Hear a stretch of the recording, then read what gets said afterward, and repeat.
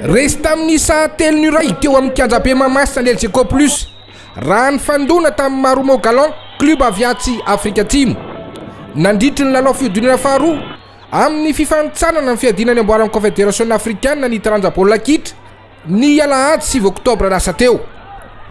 Raha vao nanomboka lalao dia hita fa tena mihoatra ny LCK Plus ny fahavononan'ny ekipa Marumo aviatsy Afrika Atsimo.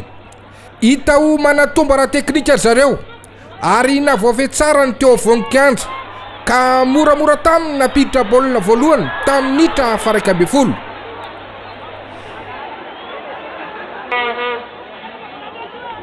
Tsy napoziny LCK Plus ny baolina tafiditry Marumo Gallon io satria dia hita fa mbola tsy mety tafapetraka amin'ny paikady sy ny endri-dalao nentina nanoheran'ny ekipa mpifanandrina any ka maromaro ihany ireo baolina vototra sy tsy tody.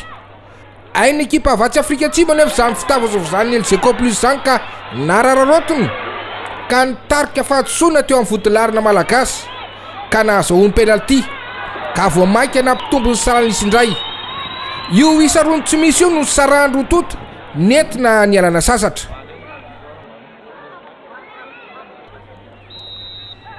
Vao niditra vidinana faharoa dia hita fa nisy fahavonona tao amin'ny LCK Plus no sady ny mpijery tsy nitsahatra nanohana trano ny sesy mifanafehan'ny LCK Plus saingy na vao sakampianitra takaso na koa ireo tifitra dia tsy nifanitsy tamin'ny tsy valakazo.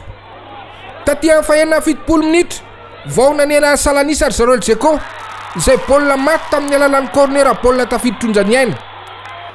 Nanomboka teo dia nisesy lany ny fanafihan'ny ekipan'ny LCK Plus ary niemitra sy nanary fotoana fotsiny natao Marumo Gallon saingy vao mahita hirika anaovana valim-panafiana dia nararoatra ry zareo.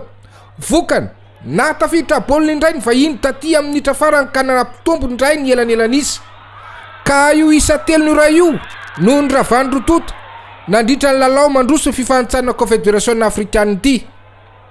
Fantatra fa ny sabotsy 15 oktobra ho avy izao no tanterahana lalao miverina izay atao atsy amin'ny kianja amin'ny Poloko Eneny Peter atsy Afrika Atsimo. Nilaza moa zareo LCK Plus fa vonina trano ny ady atanin'olona na dia teo aza ny tsy fahombiazana tamin'ny lalao mandroso ary mbola namafisy ny mpanazatra Auguste Rose zany fa anarina ny leso ka tsy nenty ry zareo amin'ny lalao miverina.